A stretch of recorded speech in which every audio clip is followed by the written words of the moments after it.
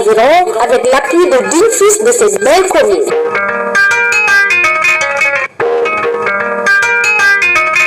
Web Radio Khombole Link, votre première radio en ligne à Khombole et environ. Khombole Link au cœur de tous les événements de Khombole et environ avec l'appui de 10 fils de cette belle commune.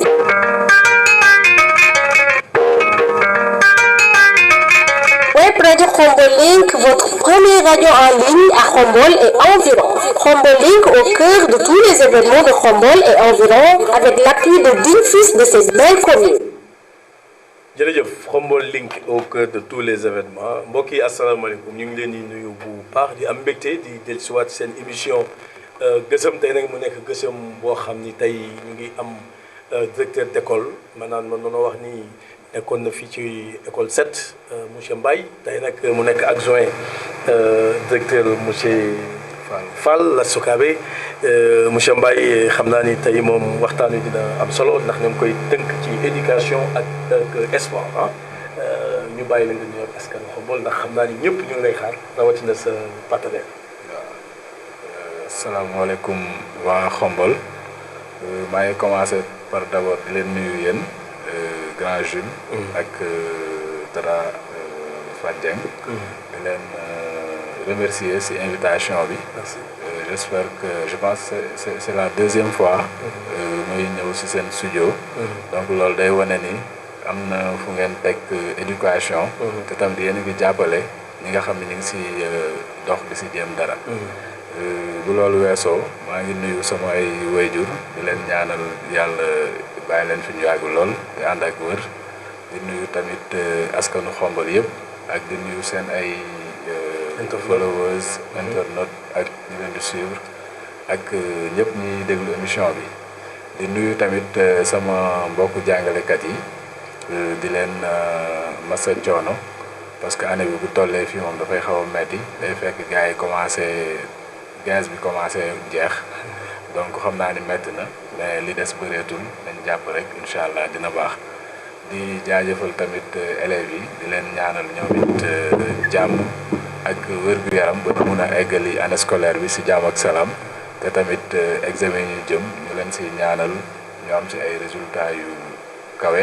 daaw résultats yi baax na waaye ren yàlla na gën a baax donc maa ngi yem foofu di nuyoo comme ni nga ko waxee tey incha allah dañu war a waxtaanee ci éducation ak sport.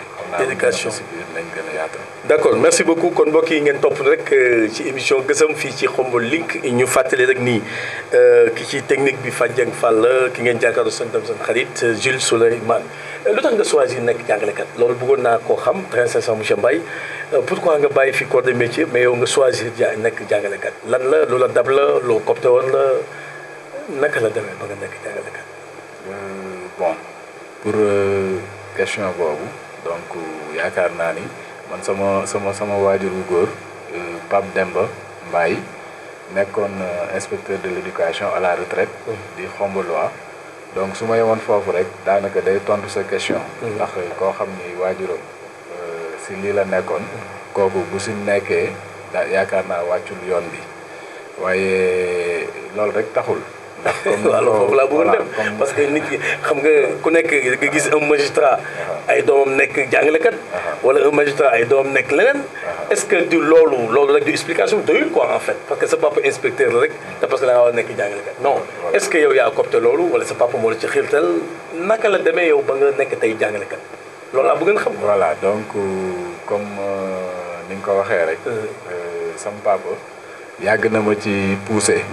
ok depuis bi ma amee bac moom bi ma amee bac rek automatiquement la ma proposé woon pour ma continuer dem jàngale. moo la ci xiirtal quoi. mais boobu université laa opté woon pour dem.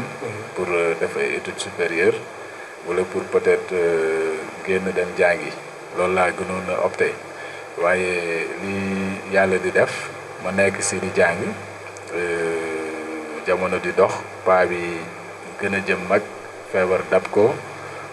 mu obligé doo mun a sori paa bi tout le temps da ngay nekk si wetam pour di ko toppatoo ak di xool wér-gu-yaramam yàgg bi ma toog si moom nag xaw a bàyyi loxo tuuti jàng bi ndax boobu taluma ko woon si la ma gën a forcé ne ma nag su ma sañoon da ngay def concours éducation parce que ne ma bëri na njëriñ man jàngalekat laa te xam naa li si nekk boobu bi may dund ba léegi musuma am problème donc jàngalekat am na avantage boobu ba pare da ngay am reconnaissance su askan wi parce que yow li nit gën a fonk mooy doomam moom la jox pour nga def si moom xam-xam. c'est ça donc kii joué rôle boobu kooku askan wi dafa am fu mu koy teg peut-être jamono moo dox ba lu bëri di si wàññeeku mais ñun suñuy jamono suñuy ay maître daanaka ñoom lañ gënoon a fonk sax suñu ay waajur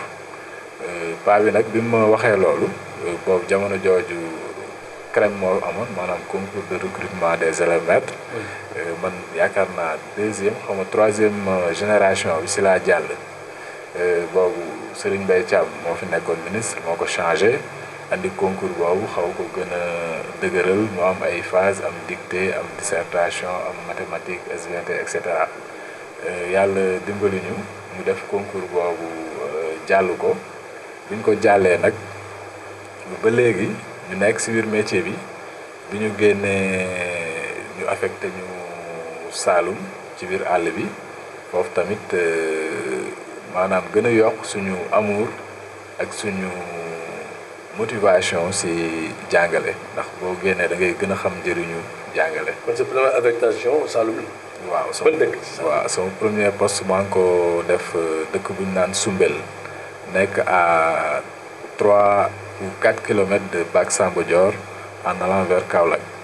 Donc je profite de cette occasion pour sant leen ñoom tamit waa dëkk boobu ñaanal leen parce que téye nañ ma téye bu rafet ñi ma fa fekkoon tamit muy sama premier directeur Jaxate ak samay collègues monsieur Fall monsieur Badiane ak monsieur Fall bi nekk Touba ak oustaz yi ma fa nekk ndooloon ñoom oustaz Kan donc ñoom daal ñoo nekkoon sama famille te damay sant yàlla loolu ndax foofu daal lañ ma gën a forger ci jàngale. comme ni ma la ko waxee sama papa jàngalekat la kon ak lu mu ndaw peut-être dinaa am loo xam ni ci moom laa koy jëlee naturellement dinaa xaw a mën a jàngale mais bi ma génnee dem foofu dama fa fekk ay enseignants yu rigoureux ñoo xam ni maanaam duñ la may dara lépp loo deful bu jaarul yoon dañ lay jox demande d'explication xam nga loolu da lay permettre voilà motiver la pour nga gën a góorgóorlu. sa première classe maanaam yow tey boo la ñëwee nga nekk sa premier poste ne nga Saloum la bu ngay ñëwee école tijji yow yaa choisir classe bi ngay yor wala sa directeur ki nga xam mooy sa kilifa moo lay wax ne la jëlal classe bi naka lay demee ba yéenay choisir seen i classe wala non le chef moom mooy choisir loolu aussi bëgg naa koo xam moom parce que ñu bari loolu jaaxal na leen quoi. ok bon voilà donc enseignement. naka lay demee quoi enseignement voilà donc service public la. administration la. donc dafa am ay hiérarchie bu fa am. effectivement yow boo ñëwee d'abord boo génnee formation. comme ñun. ñu pare on nous a mis à la disposition de l'IEF. ok voilà donc IEF bi mu gère département bi moom mooy xool fan la lay yóbbu école bi mu lay yóbbu. waaw mooy defar OS. d'accord yóbbu la ci benn école. léegi boo eggee ci école boobu tamit OS bi moom ngay jox sa directeur moom mooy sa supérieur hiérarchique moom mooy xool classe boo xam ni bu ko neex ou bien pas bu ko neex sax mais bu mu yaakaar ne yow moom nga war a mun a téye mu jox la ko. ok voilà mais du yow yaay décider. ne yow yaay choisir quoi. classe bi yow daal ordre de service bi boo xasee jot daal. voilà yow ne la fii nga jëm. c'est ça yow boo ñëwee da ngay daal di déglu directeur bi quoi. moom daal moom mooy joxoñ. comme administration moom. voilà. elle est écrite ba pare. c'est ça dafa am ay hiérarchie quoi. c'est ça. ok bon mbokk yi yéen a ngi ñuy topp ci émission gësëm tey nag gësëm bu posé laa ko bëgg a def quoi bëgguma def fast track quoi wala mu bëgg la bàyyi vraiment parce que li nga am na solo éducation et sport ñaar yooyu ginnaaw ñëw ngeen ñu dugg nag dëgg-dëgg ci biir waxtaan bi naka ngeen initier boole éducation ak sport ci biir école bi nga xam ne nii moom nga ne est-ce que fii nga ko tàmbalee xombol wala foofu nga ko tàmbalee indaale ko fii loolu tamit bëgg naa xam fan nga ko initiative bi fii nga ko tàmbalee wala da nga ko initier avant soo ko indaale xombol. ok donc damay rappeler ñi ñuy déglu ak ñëpp rek ni bu ñu fàtte ni maanaam sport dafa nekk compétence maanaam si enseignement apprentissage yi boo jëlee emploi du temps élèves yi da ngay gis ñu bind ci EPS. waaw mais éducation physique bu njëkk moom la ñu wax éducation physique. voilà mais loolu rek la ah c'est benn 1 heure de temps la. voilà donc benn 1 heure de temps la peut-être tuuti na mais boo koy répéter chaque semaine comme ni ñu ko administration bi diglee. parce que chaque semaine da nga ko war a def. ok chaque semaine am na benn heure boo xam dañ ko calé pour éducation physique et sportive. mooy 1 heure de temps par semaine. voilà mais nag li nga xam ni peut-être neexuta nangu sax. non seulement doyul. parce que 1 heure de temps peut-être dafa ndaw. mais comme li ma la wax boo koy répéter chaque jour parce que xale bi tamit. dina def ay effort intellectuel nga ñëw benn bis nga génne ko mu dem nga. expliquer ko sport ba pare initier ko. parce que genre initiation la sax. maanaam xale bi da nga koy fexe mu bëgg ndànk sport bi. voilà commencé ko jàngal daw étirement. muy avancé ngay saut muy avancé ngay commencé activités yi football wala basket wala handball wala leneen bon loolu mooy bi njëkk maanaam yoon la dañ ko war di def chaque semaine mais nag li ñu seetlu neexut a nangu parce que man jàngalekat laa su ma sañoon dara du si ñaaw si li ñuy def mais da ngay gis ni c'est traité en parent pauvre maanaam jàngalekat yu bëri bu ñu amee examen rek lañ koy def normalement. voilà bu ñu amee examen bu ñu war a passer maanaam le CAP. lañ koy def chaque jour ñu koy def bu ñu demee ba jàlli CAP dootuñ ko defati. voilà moo tax man bi may soog a ñëw wala ba léegi sax damay dajeeg ay collègues yu bëri ñu yaakaar ni man je suis toujours candidat. alors que am naa CAP depuis 2016. depuis 2016 nga am CAP mais j'essaie de respecter. waay cette activité parce que dama xam ni. am na xale yoo xam ni calcul peut-être du ñu jël paie. nga dem français du ñu jël paie. nga dem mathématique mooy calcul bi. nga dem leçon peut-être du ñu jàng chaque jour leçon. mais bu ñu demee terrain ba football dugal but bi nga xam ne seen équipe mooy tax ñu gagné moo tax ñu gagné. ñu yóoxu ko yanu ko. kooku peut-être moom yeneen xale yi ko doon xoolee bët bi kii xamul dara. mënul dara léegi moo ko effacé. voilà da koy effacé. moom si boppam dina jël conscience xam ni kat man ndekete comme que man maa dugal ba ñu gagné jël coupe bi. waaw kon man war naa mën a jël premier. oui voilà donc. simulation la moo tax foofu laa waroon tàmbalee sax. maa ngi jégalu. sama grand sama xarit monsieur le maire Maguette Boye. le maire de la commune de Khombole. moom laa waroon njëkk a nuyu. mais voilà retard bi ak yaaxantu yi peut-être moo tax ma fàtte ko. donc maa ngi profité di ko nuyu di ko sant ci liggéeyam si loxoom bi mu teg ci éducation. di ko woo tamit xam naa dinañ ñëw si loolu après sax. si li ñu jëm nii. donc moom mos nañ ci waxtaan mu ne moom. dans son programme il y a un point qui s'appelle APE tàggat maanaam approche par émulation. mais loolu la ma wax mu ne ma ki nga xam ni en sport il est excellent kooku loolu da koy andiwaat ci classe bi. ok da tax mu mun a compétir ak ñeneen ñi ko rawoon peut-être en français wala en yeneen matière parce que moom tamit dina am foo xam ni moom moo leen fay raw. donc loolu lépp di ay parce que tamit. ñi jël éducation jël sport dugal ko ci ñooñu ay xalaatkat yu mag lañ bu ñu demee ba def loolu c'est parce que xam nañ ni am na njëriñ waaw boo demee sax ci préscolaire yi ñu bëri dañ la naan préscolaire du ma fa yóbbu sama doom parce que dañuy fecc wala dañuy wëye rek ñoom dañoo xamul mais xale bu ndaw bi maanaam son développement intellectuel va avec son développement physique ils vont ensemble maanaam si l'enfant se développe physiquement il se développe en même temps intellectuellement. moo tax ki la njëkk def sport day dem ba day am intelligence ci sport boobu day dem ba naturellement da ngay yaakaar ni don la mais en réalité entraînement bu yàgg la yaakaar naa daal loolu laa bëggoon wax ci sport ak njëriñam ci biir éducation. dafa mel ni sport est dans l'éducation. voilà donc c'est une partie prenante. c'est une matière boo xam dañ ko war di def chaque jour pas chaque jour mais une fois par semaine ñu ngi ci emploi du temps bi. léegi nag comme ni nga ma laaj sànq parce que yaa ngi ma naan ndax fi laa ko commencé. initiative bi quoi. voilà initiative bi. ba dama ñëw parce que intel dañ dugg ci kii bi te point bi parce que inter école nga ma wax. voilà xam nga intel école. école maanaam école bii école 1 école 2 école 3 école 4 est-ce que Khombole rek lañ ko yem est-ce que c'est Khombole et environ naka maanaam initiative bi ndax ci yow la jógee est-ce que da ngaa ñëw éduquer ko fekkee ko fi loolu bëgg naa nga développer nga toj ko quoi en fait ñu xam exactement intel école bi naka la tëdd. Ok, donc je commence par saluer le président du district de Thiès département, monsieur Sy, nga xam ni sànq si ngoon. Il m'a fait l'honneur de me demander de l'accompagner à une finale à Diack Borokhane. Ok. Finale de match inter-école organisé par le doyen monsieur Diaw. mu nekk moom ni dégg naa ngi si CRQP bu Thiès bi.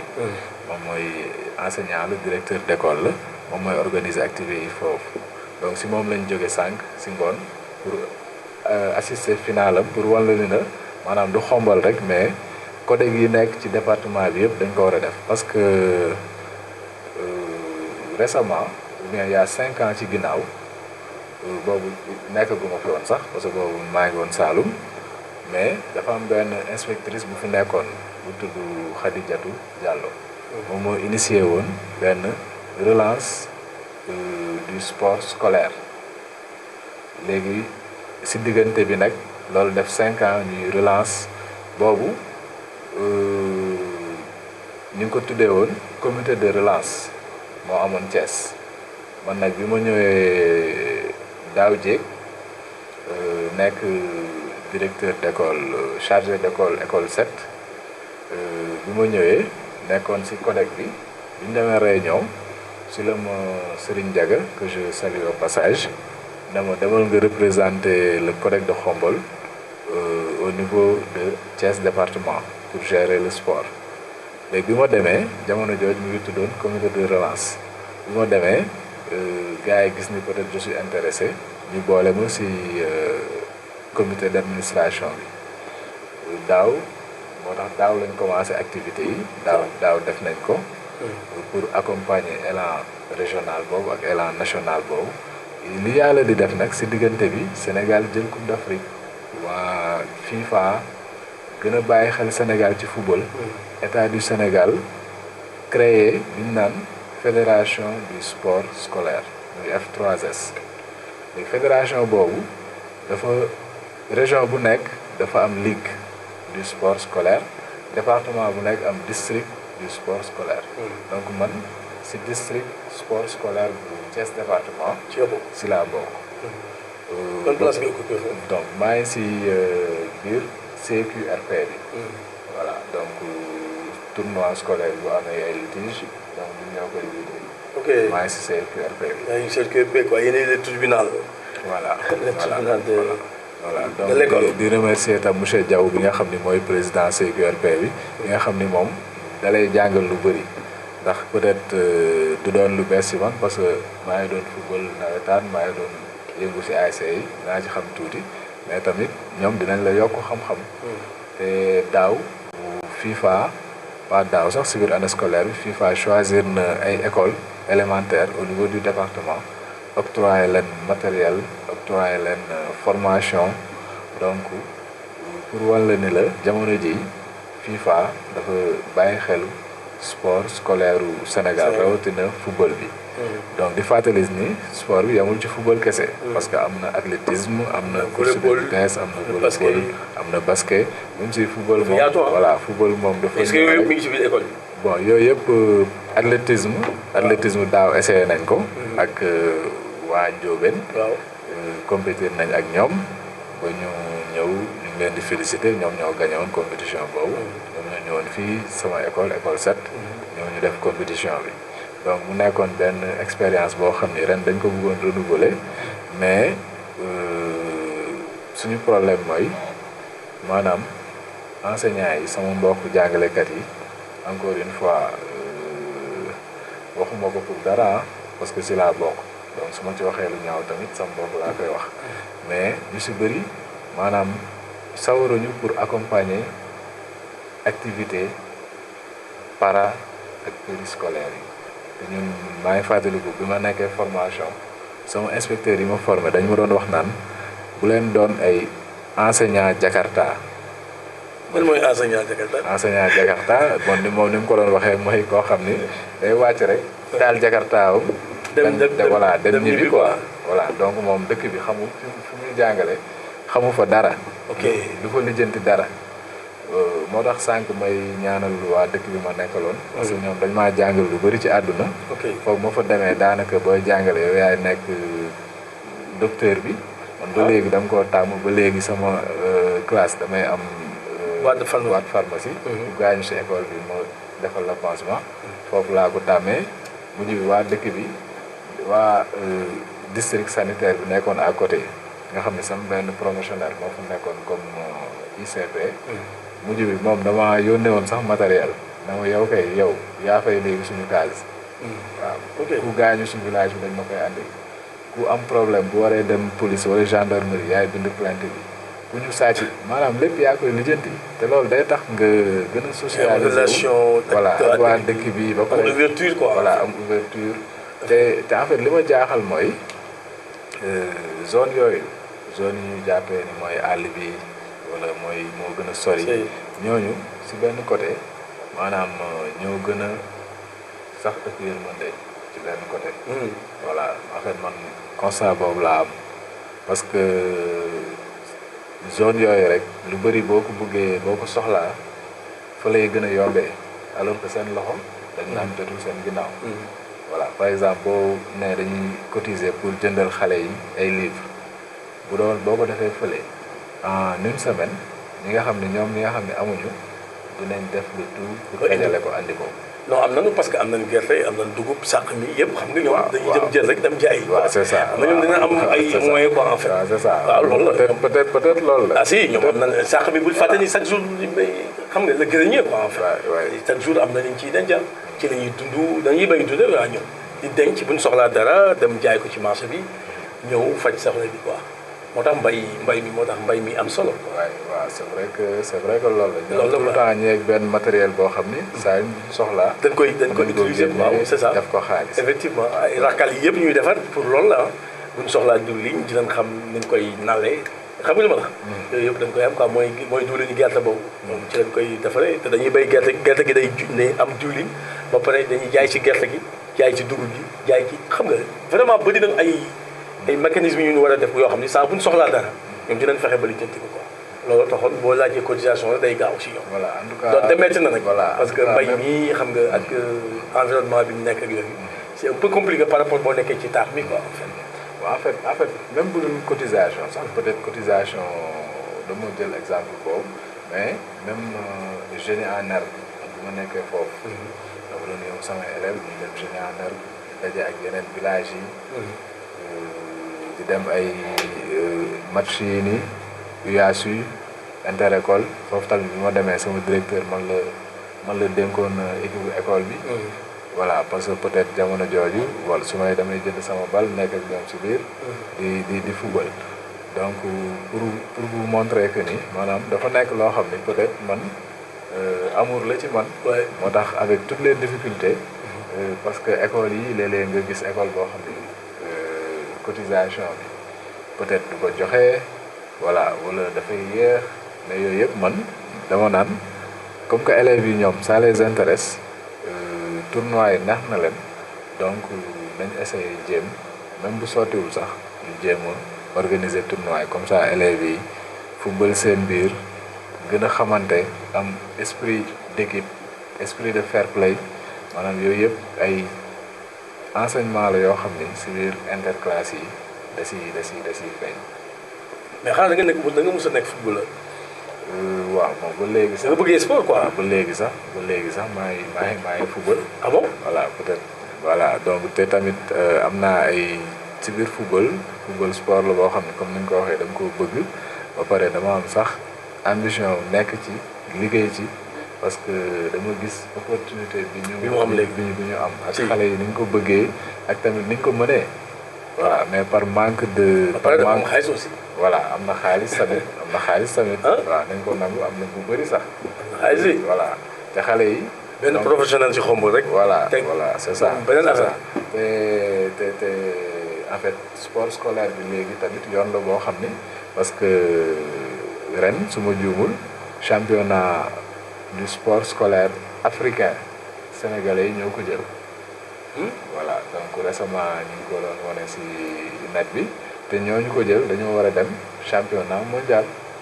parce que sànq maa ngi wax sax naa ne sport ak maanaam éducation et sport mais man mais sax am na da ngay gis sport étude et sport. voilà c'est-à-dire loolu instant yi tey boo taxawul dëgg boo mënee football tey jàngoo boo demee fële da ngay am jafe-jafe. moo waral gars yi dañuy jàng ba benn niveau bi. du tey dañoo mën a football dañuy dugg ci centre bi moo tax centre yi day créé yu mel noonu quoi ci biir école football yi ci centre yu mag yi ngay dégg ay jàmbaar affaire yi dama noonu sport étude lañ koy def. voilà loolu nag est-ce que yow sa fii sa li ngay entamé mi programme bi est-ce que dugal nga ci yaa ngi ciy insister ci élèves yi ci loolu est-ce que yéen a ngi ci insister ci élèves yi quoi en fait. bon waaw tout le temps comme ni ma la ko waxee saa yu élèves yi dajee rek c'est un moyen pour jàngal leen dara. ok saa yu ñu dajee rek lu mu ndaw dinañ fa jàng dara parce que balaa match yi di commencer dinañ présenté wu. arbitre dina wax ak ñoom. rappeler leen les règles du jeu. rappeler leen tamit esprit bi nga war a am. fair play bi. voilà fàttali leen tamit ni leen en fait lii nii c'est pas loo xam dañ ko organiser pour xëccoo mais juste pour nit ñi xamante élèves yi pratiquer sport bi ñu bëgg. ba pare ñu am champion boo xam ni dafay génn mën a représenter le collègue de Khombole au niveau des autres collègues. voilà donc normalement ñun bu ñu teeloon pare ñii finalu tey fi final bi ma demoon 5 ñooñu la ñu waroon dajal.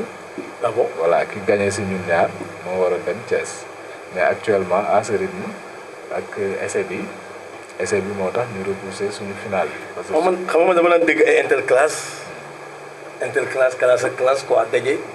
mais yéen da ngeen tëb rek ñu inter école. voilà ñaata école ñoo bokk ci tournoi bi ñaata poule ngeen ko def ñaata finaliste la génne wala les 4 demi-finalistes. rapidement quoi ñu dugg nag. voilà parce que ñoo ngi dem ci càppaandaw bi. c'est ça donc 10 écoles la. lesquelles l'école 1.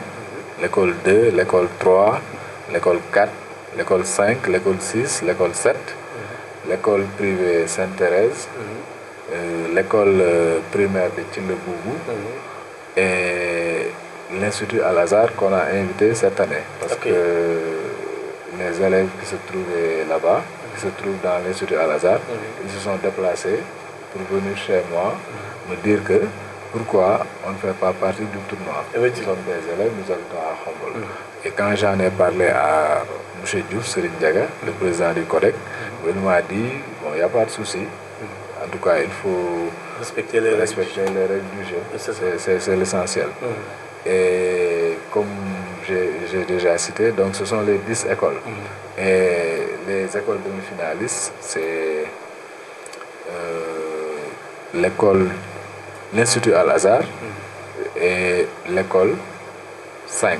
Vous avez fait combien de poules dans les 10 Voilà, donc pour aller vite, pour aller plus vite, on a fait des matchs directs, à éliminatoire direct. Ah bon? Voilà, donc pour aller plus vite, parce que comme on avait 10 équipes, donc après les premières journées, on a 5 équipes modestes. Voilà, 5 équipes modestes, mais tournoi bi comme ko dafa neexoon am ñaari équipes yoo xam ni ils se sont voilà amul exempté parce que 10 équipes la. voilà bu defee croisé d'autres bon tirage bi 5 rek nga mën a am. voilà léegi da ngeen am keneen ko. voilà dafa am kenn ku ñu repêché. parce que comme meilleur kii score bi ngeen ko kii wala meilleure équipe. meilleure équipe bon. discipline bi côté discipline bi ngeen kii wala côté résultat bi nga xam ne nii moom moo gën ci maanaam les 2 buts 2-0 exemple kii dugal 2-0 kii dugal 1-0 ngeen jël wala da ngeen xool équipe bi gën a discipliné ngeen jël ko nan naka ngeen ko choisir. bon dañoo choisir équipe bi nga xam ni moom lañ jàpp ni maanaam moom moo gën a wane. football wane njàmbaar. c'est ça donte dañ koo gagné sax football na ba dem tir au but. ah d'accord. voilà ñu gagné ko par tir au but. meilleur score. voilà donc meilleur score ngeen lañ choisir. mu nekk école 2. donc. léegi finalement mu nekk 6 équipes. voilà mu nekk 6 équipes. ñu dem quart de finale wala da ngeen def directement dem. après bu ñu amee 6 équipes ñu footballaat élimination directe. ça reste 3 hein. mu reste 3. ngeen répété waat en même temps. non parce que après yoon da ngeen a bàyyi les 3. voilà def tirage def tirage. après ñaar ñi nga xam ñooy dem demi-finale. c'est ça kenn ki dem finale direct. mais loolu c'est facile ah. voilà donc pourquoi mënoon repêché waat le maire.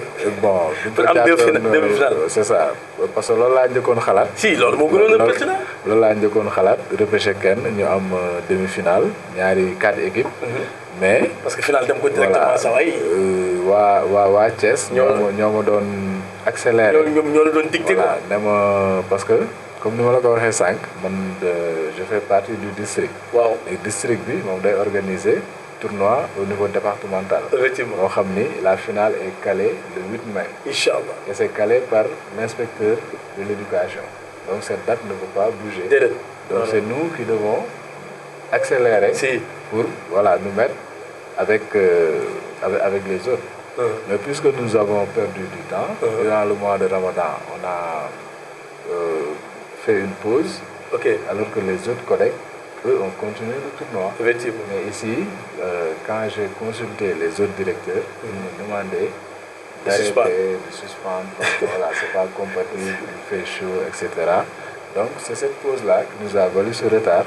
Et c'est ce retard qui nous a valu qu'on ne pouvait plus repêcher encore. Okay. On a préféré... Moi, je comprends. Hein. C'est ça, c'est ça. C'est ça. En tout cas, c'est... Les finalistes on est en apprentissage. Donc, petit à petit, ça va venir. Parce que cette année-ci, c'est la 2e année. Et peut-être l'année prochaine, on va commencer très tôt. On va avoir un champion très tôt. Moi, j'en suis sûr que si on a un champion, il faut prendre la finale départementale. Parce que j'ai vu les autres équipes. Aujourd'hui, j'étais à une finale. Okay. L'équipe qu'on devait croiser, oui. la pire équipe de Khombole, je pense qu'elle peut battre l'équipe qui a gagné. Voilà, donc je vais m'arrêter là pour ne pas stigmatiser. En tout cas, il y a les Sénandé, équipe boobu. Voilà, moo tax ma yam foofu balaa ñuy xam balaa gars yi di ma mere quoi. ok léegi ñaari finalistes yi yan école la sa école ba dem na final. non sama école moom ñoom ñoo njëkk toog sama école ñoom amaguñ chance quoi. peut-être deux finalistes Khombole la nekk wala.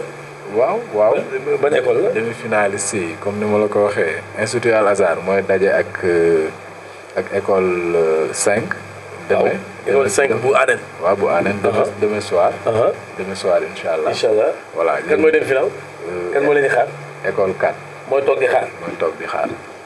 kon suba daal la ñuy xam les deux finalistes. voilà suba la ñuy xam école 4 kan lay dajal final. oui pour final bi tamit. kañ la. ak naka nga koy waajale ak nan nga ko bëggee. acca loolu nag moom la ñuy daal di tëjee nag. voilà donc damay commencer d'abord par remercier sama directeur. Lat Soukabe. grand sportif. voilà grand sportif. est-ce que xam nga loolu. waaw si parce que man xam naa ko avant ma koy côtoyer. effectivement voilà donc xam naa ko te boobu nekk gu moon jàngalekat sax mais maa ngi ko xamoon ci nawetaan yi. non lu mu la wax ci sport takkal. voilà du hésiter quoi. c'est ça. lu mu la ci wax rek takkal. c'est ça yàlla dogal tamit avant moo ñëw école tamit dama doon dajeeg moom sax di ko ñaanal. yàlla nga ñëw école xam nga. fan ñaan nga ndongo nag. ñaan gi ñëw donc voilà donc di ko ñaanal. ok di ko remercier tamit si taxawaay bi. ok di nuyu tamit sama collègue yi ma nekkal foofu monsieur Seck. sama doyen Seck ak tamit suñu jigéen. madame Guèye. Guèye donc di ko nuyu moom tamit. xanaa nga bañ mu dóor la moo tax nga koy nuyu. voilà moom damaa lakkal moom. est-ce que yow rek la lakkal ñëpp la lakkal waaw. c'est ça ñu ngi koy nuyu de passage quoi. voilà très rapidement final bi kañ la nan nga koy bëggee ñoo koy waajale quoi. ok donc en tout cas final bi ma jógee tey moom. waaw xam naa ni final bi neex na trop. voilà te seen deuxième adjoint au maire. je pense Mbaye Sarr. maa ngi koy nuyoo passage ñoo fa nekkandoo woon. moom moo taxawu codec bi foofu. ba ñu am final bu am solo. ñun tamit loolu la ñuy ñaan fii mu demee noonu. donc ñu ngi si woo waa municipalité bi yëpp.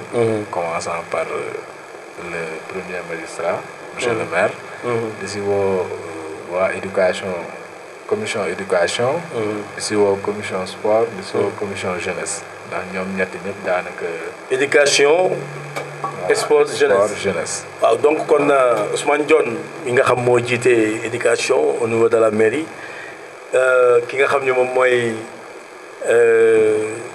Maysa Sey moom moo jiite sport jeunesse et loisirs donc ñaar ñooñu ñu ngi lay j'espère que ñoom seen commission nga interpellé. voilà ok donc ñoom laa interpellé. monsieur Dione que je salue au passage moom tamit taxawaayam rafet lool. effectivement déggante nañ bu yàggul dara. donc effectivement voilà donc moom dañu en fait lettre am sax dafa xaw a yéex a dem. ok mais woo naa ko expliqué ko ba moom nee na ma daal dina ci taxaw. incha allah lu mu ci mën dina ko def. incha allah donc ñu ngi koy sant di ko gërëm. amiin waaw est-ce que jot ngeen Maysa. voilà donc Maysa moom. jotagoo leen ko jotaguñ ko mais loolu bàyyi nañ ko si loxo monsieur Dione. oui parce que nee nañu il va contacter Maysa. wax ak moom. mais en fait yamuñu si ñoom sax si ñoom rek sax en fait ñu ngi si woo d'abord population Khombole bi yëpp. c'est ça ñu ñëw taxaw ko. les bonnes volontés aussi. parce que seen ay frères lañ seen ay doom seen ay. mais ba léegi waxagoo ñu date bi kañ la final. wala jàpp ko date bi. date bi en tout cas du egg wala du romb samedi bii di ñëw. le 11. waaw le 11. parce que samedi après demain bi incha allah le 4 la. voilà c'est que li tax bëgguma affirmer ni le 11 boobu la. waaw. xam nga mois de mai bi mooy daanaka mois bi des ci année scolaire bi. effectivement donc événement yi activités yi dafay bëri. donc élèves yi war a def examen war nañoo def brevet sportif. war nañoo préparer examen blanc. moo tax damay samedi boobu comme que vérifier gu ma ndax am na beneen activité éducative d'habitude samedi sax daaw la am activité yooyu. mais samedi boobu daal la ñu bëgg mu bañ koo romb. parce que ba léegi ñu ngi jéem a accélérer pour xool ndax waa Thiès dinañu mën a xaar. mais nee nga inspecteur fixé na le 8. voilà le 8 moom c'est déjà mais nga bëgg dem le 11. voilà mais kon boo finaliste bi xanaa kon Khombole gisoon yow war naa mën a dem final boobu wala. voilà donc comme. avant le 8 war nga def sa final. voilà noonu la waroon demee mais essai départemental bu tey bi. ak bu suba bi. ak férié bu. démb bi. daanaka moo chamboulé. affaire yi voilà parce que kon inspecteur faaw mu jàllale beneen date. c'est ça parce que demi-finale bi ñu ngi ko programmé woon football lundi. ok ñu ngi ko footballoon lundi mercredi 1er mai. dañu waroon football final. ok comme ça ñun ñu am suñu champion. voilà c'est ça loolu lañ calé woon. avec le côté noonu la waroon demee. c'est ça mais nag bu date yi changé bu chamboulé da ngeen war a changé date yi aussi. voilà donc même inspecteur il faut mu xoolaat waaraat affaire yi. donc ñi ngi waxtaan ak moom si loolu. parce que le coordonnateur monsieur Sy. moom mi ngi xool ndax fële date yi dañ koy maintenir parce que moom sax ñu ngi comme ñëpp rek ñu si bëri dañuy am ay retard parce que année scolaire bi léeg-léeg da ngay programmer lii am beneen activité bu ñëw te bu dee activité boobu noonu c'est éducatif moo ëpp solo da ngay obligé pour sport bi bàyyi activité yooyu déroulé wu. looloo waral sport bi xaw a sooxe tuuti ndax dafa am lu ko ëpp doole loo xam ni daanaka moo nekk enseignement yi mooy examen yi mooy essai yi voilà yooyu bu ñëwee moom dañuy obligé xaar. ba mu jeex ñu soog a continuer. ok léegi monsieur Mbaye. sa temps jeex na. li la mayoon ci waxtu jeex na l'essentiel bu fekkee am nga loo bëggoon wax te jotuñu la ko laaj nga boole ko ci les 5 minutes yi la may yoo xam ne ni kenn du wax kenn du noy yow lañ koy jox nga jàkkaarloog askan wi jàkkaarloog say mbokk enseignant say élèves ak say mbokk yi nga xam ne seq tournoi bi interclasse bi donc nag ñu déglu leen ak inter école bi tournoi baa ngoog yaa ngoog benn message ngay jàllale boo xam ne ni ñoom ñëpp dinañ ci gën a dégg tey te laajuñu la ko te yow pare woon nga pour wax ko kon 5 minutes yaa ngoog atia allez. waaw donc damay commencer di sant sama xarit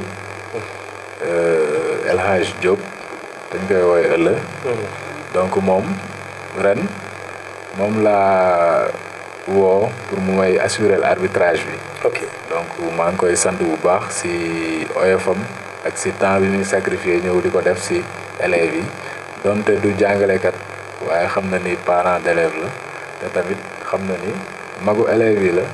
donc moo tax mu ñëw jàppale leen te tamit ñi ngi sant école yi bokkoon yëpp ñun ñi toog ñu ngi leen di encourager ñu toogagul ñu ngi leen di féliciter di sant élèves yi doon participer ci tournoi bi yëpp ndax boobu ba léegi ñu ngi football ñu ngi doon footballee match yi fii buntu CM.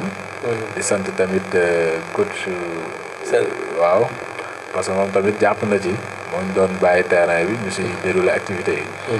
donc ñooñu ñëpp ñu ngi leen di sant parce que boobu ba léegi tournoi yi ñu ngi am élèves yi di génn di seetaan ci ambiance bi di neex te amuñ benn jafe-jafe te ñu ngi ñaan yàlla mu suturaal ñu ba ñu continuer noonu ba mu jeex donc loolu lu ma rafetlu la parce que daaw amoon nañu ay problème sànnante xeer bu am benn enseignant bu ñu fi gaañoon toj bopp bi donc yëpp amoon na fi daaw donc ren yow loolu nag lu daaw li dañ ci waroon a voilà jël ay matukaay parce que am ci expérience tuuti pour sécurité quoi. c'est ça c'est ça c'est ça est-ce que ren def nga sécurité. c'est ça moo tax ren comme ni ma la ko waxee maa ngi commencé par sant ëllëg. moo tax ren ma woo ñoo xam ni peut-être nekkuñ sax ci milieu éducation bi. ñun ñoo doon organiser ñoom ñoo am nañ jot. c'est ça donc parce que loolooy suñu problème yeneen enseignants yi amuñu jot. mais ñoom war nañoo jàpp ci liggéey bi nag ñoom. bon ren nag mesure bi ñu jëloon mooy école bu àndul ak enseignant dañ lay forfait. ah oui peut-être loolu ren tax na école yi doon ñëw yëpp ils étaient accompagnés léeg-léeg sax ku si mel ni école 1 moom buy ñëw dana ànd ak ñett wala ñeent enseignant. effectivement voilà donc loolu moom daaw ni mu demee woon ak ñu am ci expérience moo tax ñu andi mesure yooyu ren. moo tax ren boobu ba léegi ça se déroule dans le calme et dans la compétitivité et ñu ngi ñaan yàlla ñu continuer noonu jusqu'à la fin donc loolooy premier point. wax premier magistrat ci tournoi interclasse bi inter-école bi sax laay wax. voilà donc moom doo koy interpellé ci moom en tant que premier magistrat de la République. donc maa ngi koy woo mu jàppale école bi comme ni mu ko daan defee. ni mu amee habitude di ko def. donc xam naa ni sax mu ngi ci. parce que le micro. yëg naa yu bëri yu muy def. si jàngale bi. parce que maa ngi si milieu bi.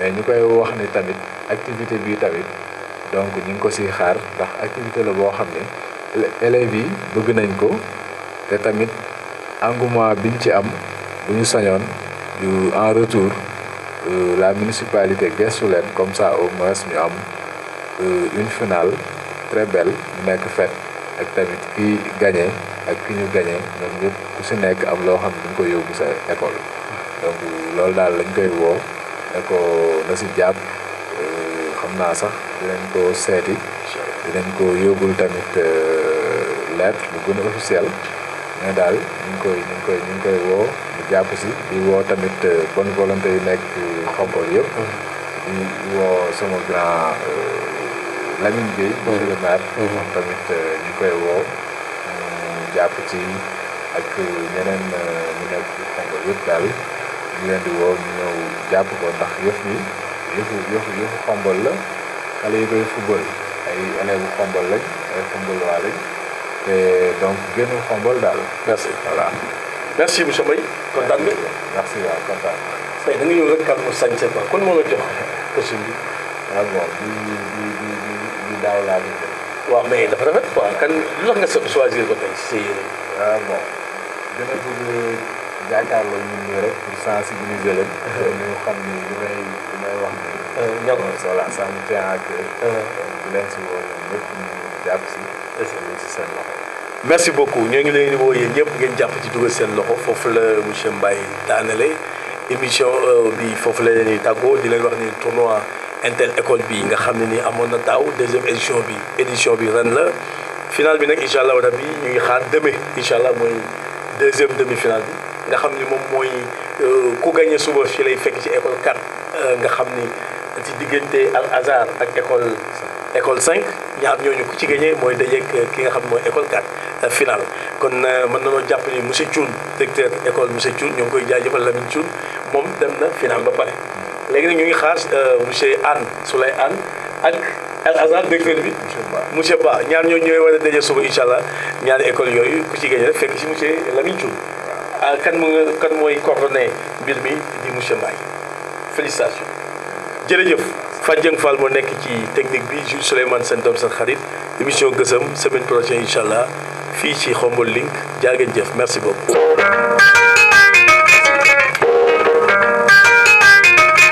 Web Radio Khombole, votre première radio en ligne à Khombole et environ. Khombole au cœur de tous les événements de Khombole et environ, avec l'appui de 10 fils de cette belle commune.